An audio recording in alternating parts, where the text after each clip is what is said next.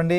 ఇప్పుడు ఏపీ భవన్ కావచ్చు, ఇటు తెలంగాణ భవన్ కావచ్చు. సో అక్కడ ఇప్పటికే మనం చూస్తున్నాం, అటు నేపాల్ ఎంబసీతో ఎప్పటికప్పుడు అక్కడ పరిస్థితిని తెలుసుకుంటూ సమాచారం ఇస్తున్నారు. సో అక్కడ ఏ రకంగా ఇటు రాష్ట్ర ప్రభుత్వాలు అక్కడ ఉన్నటువంటి పరిస్థితిని మానిటర్ చేస్తున్నాయి, ఎలాంటి సహాయక చర్యలు అందిస్తున్నాయి, సో అక్కడి నుంచి తీసుకొచ్చేదానికి జరుగుతున్నటువంటి ప్రయత్నాలు ఏంటి ఫైనల్గా తెలుగు సంబంధించినటువంటి ప్రజల విషయం?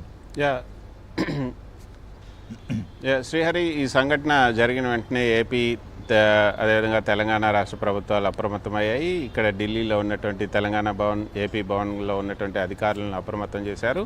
వాళ్ళందరూ కూడా, అంటే ఇప్పుడు కైలాష్ మానస సరోవర యాత్ర జరుగుతుంది కాబట్టి మన తెలుగు వాళ్ళు ఎక్కువ మంది అక్కడ ఉండే అవకాశం ఉంటుంది కాబట్టి వాళ్ళకు సంబంధించినటువంటి క్షేమ సమాచారాలు తెలుసుకోవడం, వాళ్ళు ఎక్కడున్నారు ఏంటి అన్న విషయాలన్నీ తెలుసుకోవడం కోసం ఇక్కడ ఉన్నటువంటి అధికారులు, ఇరు రాష్ట్రాలకు సంబంధించినటువంటి అధికారులు, ఎంఈఏ అధికారులతోనూ అదేవిధంగా హోంశాఖ అధికారులతోనూ నిరంతరం వాళ్ళు టచ్లో ఉన్నారు. 24/7 ఈ యొక్క హెల్ప్ లైన్ సెంటర్లు, ఈ యొక్క కేంద్రాలు కూడా పనిచేస్తున్నాయి. ఇక్కడ అధికారులను కూడా ఏర్పాటు చేశారు. ఇక్కడ అధికారులను ఏర్పాటు చేయడమే కాకుండా అక్కడ అమరావతిలో ఆర్టీజీఎస్ సంబంధించి అక్కడ ఉన్నటువంటి అధికారులు కూడా రియల్ టైంలో ఎప్పటికప్పుడు సమన్వయం చేసుకుంటూ ఉన్నారు. అదేవిధంగా తెలంగాణకు సంబంధించినటువంటి అధికారులు కూడా సమన్వయం చేసుకుంటున్నారు.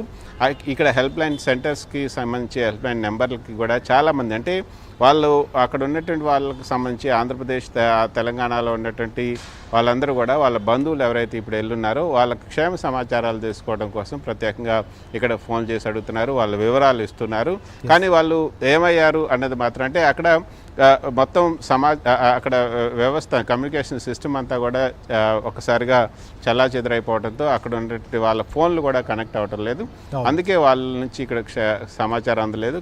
పవర్ కూడా కట్ అవ్వడంతో బహుశా ఇంతకుముందు కూడా మనం చూసాం, నేను కూడా కవర్ చేశాను, ఏదైతే ఈ యొక్క చార్ధామ్ యాత్రకు వెళ్ళినటువంటి అప్పుడు జరిగినటువంటి ప్రళయం కూడా అప్పుడు కూడా ఇంతే, అందరూ క్షేమంగానే ఉన్నారు. కాకపోతే వాళ్ళ ఫోన్లు పనిచేయకపోవడంతో ఇక్కడ ఉన్నటువంటి బంధువులు కొంత ఆందోళన వ్యక్తం చేసినటువంటి పరిస్థితి. కానీ ఒకసారి కరెంటు ఇవన్నీ వచ్చిన తర్వాత మళ్ళీ వాళ్ళు ఫోన్లకి ఛార్జీలు పెట్టుకొని మళ్ళీ తిరిగి ఫోన్లు చేసినటువంటి పరిస్థితి కూడా ఉంది.